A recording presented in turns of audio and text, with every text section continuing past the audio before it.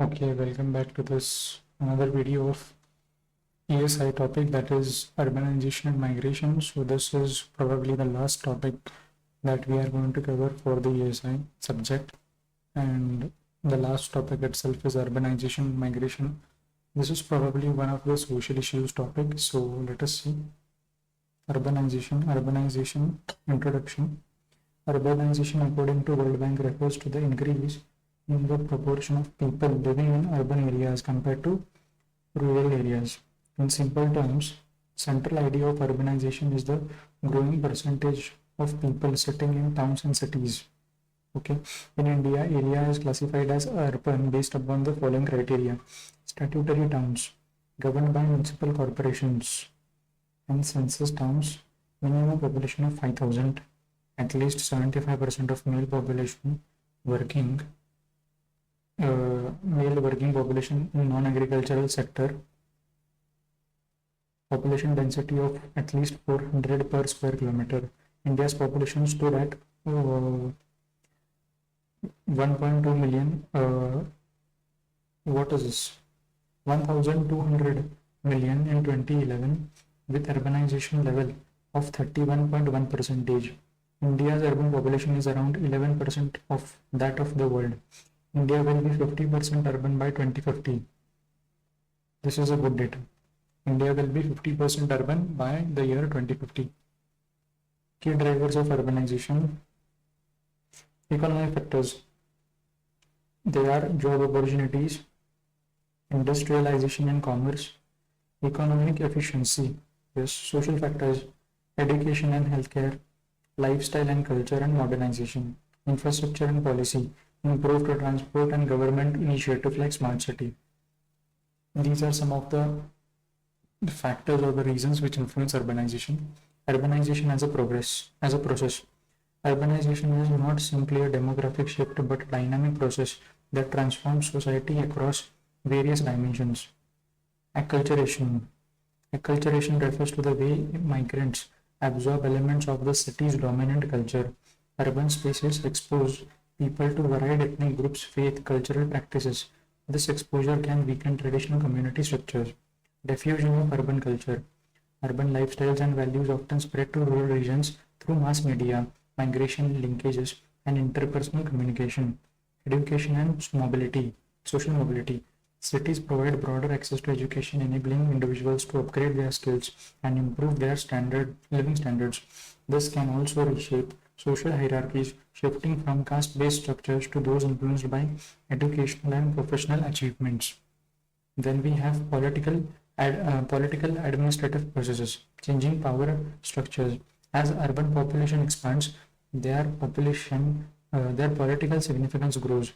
This often results in a shift of decision-making authority towards urban areas. Then governance and administrative strain. The fast pace of urban growth frequently exceeds the capacity of local bodies to deliver basic services. Rise of urban social movements. Cities act as centers for political expression and collective action. Various groups mobilize around issues like labor rights, environmental concerns, gender equality, and broader social justice, influencing public policy and reform. Economic process. Economic expansion and employment opportunities. Urban centers function as engines of economic growth. They attract industries, corporate offices, service companies, and startups, leading to increased job opportunities in urban centers particularly. Then we have growth of the informal economy. With rapid urban inflows, not all migrants find work in the formal sector. Some do informal work like delivery services of Zomato, Swiggy, etc., like Rapido, cab driving service, etc. Nature of urbanization in India. Urbanization primarily driven by migration. People move from villages to cities seeking improved job prospects.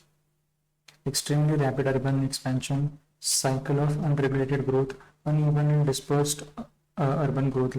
If you see, there are smart cities where population is concentrated heavily, like cities like Gurugram, Delhi, etc. Expansion of urban sprawls, emergence of mega cities and type tier 2 cities like Pune, Jaipur, Ahmedabad. Dominance of informal sectors like I said, delivery services, cab driver service, transport service, and many other such services like cloud kitchen, etc. Social impacts of urbanization in India. Family and kinship, changing family structure, evolving family rules, urban living conditions, and economic pressures have accelerated the shift from traditional joint families to nuclear households. This transition often weakens long established kinship ties and may create feeling of loneliness or reduced social support. Urban life reshapes household dynamics with more women entering workforce. Responsibilities at home tend to be shared more equally. At the same time, many families struggle to balance job demands with domestic duties and creating new social stresses. Okay. Women, greater opportunities. Cities provide broader access to education, employment, and financial independence, enabling women to participate more actively in the economy and public life. Persistent challenges. Despite these gains, women continue to face issues such as unequal wages, safety concerns, inadequate childcare services, and gender-based discrimination. Children, improved access to services. Urban areas generally offer better schooling, healthcare, recreational facilities for children. Urban vulnerabilities. Children may also encounter harsh realities such as child labor, homelessness, unsafe living conditions in slum, poor sanitation which affects their health and development. Caste. Reduced rigidity but ongoing presence. While caste boundaries tend to weaken somewhat in urban cities, continued discrimination. Lower caste individuals may still face biases in employment. Challenges of urbanization in India. Strained infrastructure, overcrowding and housing shortages, environment degradation, yes. Social issues at the destination, marginalization of migrants, erosion of traditional structures, family disintegration and urban stress. Government initiatives to address these challenges. This is important. Infrastructure development and upgradation, Atal Mission for Rejuvenation and Urban Transformation. Amrut focuses on strengthening basic urban infrastructure, Smart Cities Mission, Pradhan Mantri Awas Yojana, Housing for All, improved living standards and efficient service delivery, Swachh Bharat Mission, Deen Dayal Antyodaya Yojana, National Urban Livelihood Mission, supports rural poor families by offering livelihood training, skill development. Effective urban planning and governance, integrated housing and slum development program, works to upgrade slum settlements by providing essential services, improving housing quality, and offering reallocation options when redevelopment is required. Sustainable urban government, climate smart cities assessment framework, assess how well cities are prepared to deal with climate risk and encourages them to adopt eco-friendly, resilient, and low-carbon development strategies. National Urban Housing and Habitat Policy promotes sustainable and inclusive urban growth through efficient land use planning, environmentally responsible construction practices, and policies aimed at creating well-planned urban habitats. Then we have managing future urbanization in India, strengthening urban planning and governance, mixed-use development, encouraging mixed-use layouts where residential, commercial, and recreational facilities coexist.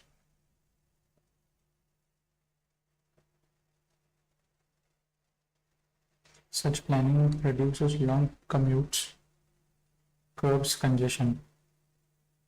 Urban infrastructure development in peri-urban zones, upgrading essential services such as water supply, sanitation networks, and waste management in peri-urban areas. Empowering urban local bodies. Well-resourced urban local bodies can address local needs promptly and plan future development. Promoting citizen participation.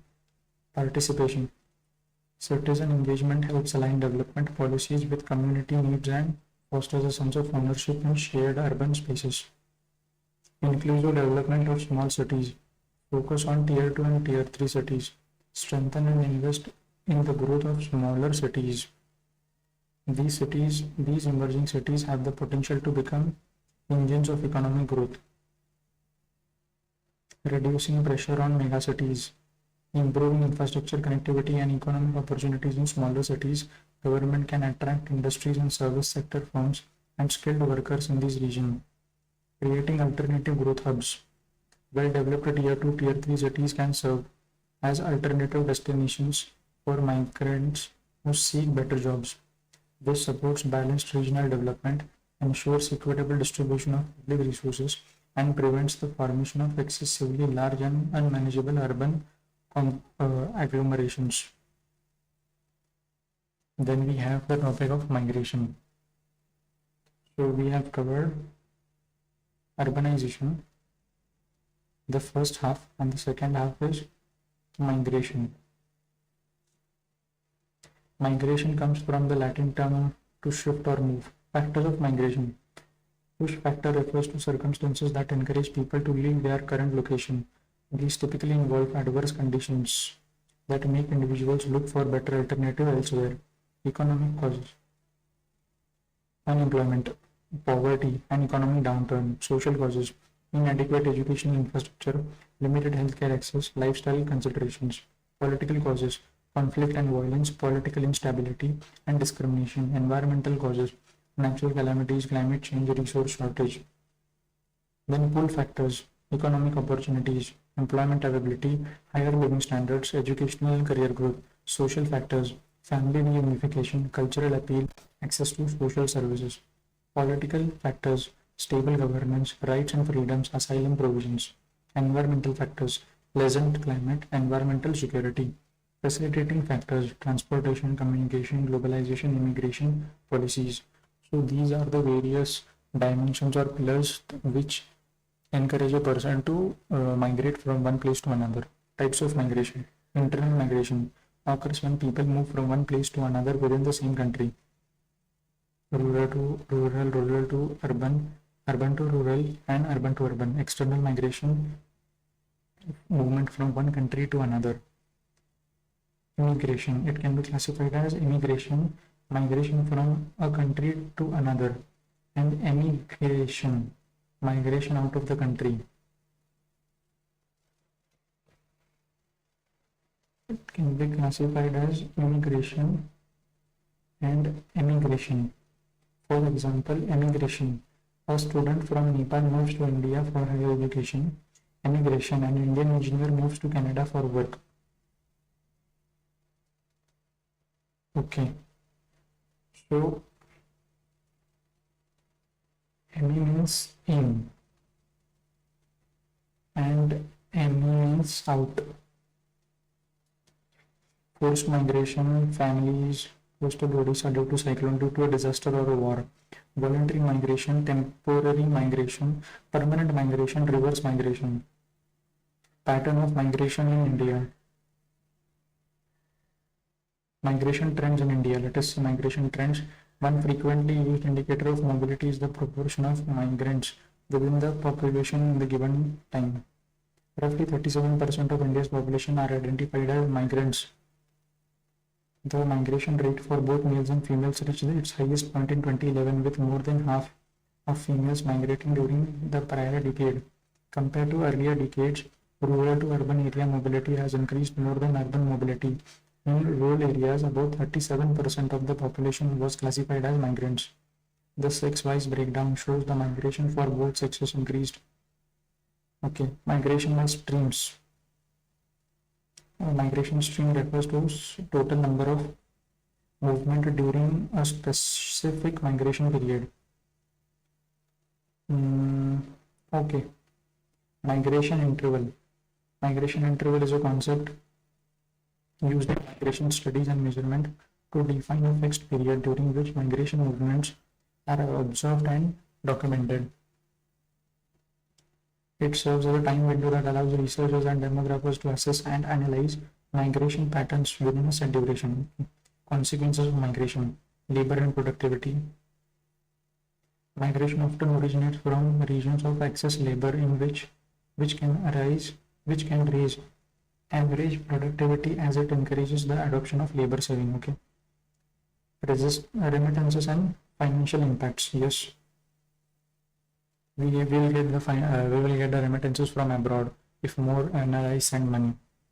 Then wages and labor markets, demographic consequences. Migration reshapes demographic profile. It can alter race structure, sex ratio, and occupational patterns, especially when migration mainly involves young unmarried men. This can cause skewed sex ratio in the areas where they leave behind. Okay. So, social and psychological consequences, cultural and social change. Migrants often bring back new ideas and experiences from urban to rural areas. Interaction with diverse cultures also influence their attitude, promoting modern and consumer-oriented mindsets. Family dynamics and mental health. Long-term absence of adult males can disturb household structures. Women and children frequently assume greater responsibilities. These shifts can lead to psychological strain. Research from Kerala shows that wives of migrant workers are more likely to experience conditions such as depression, hysteria, and neurosis.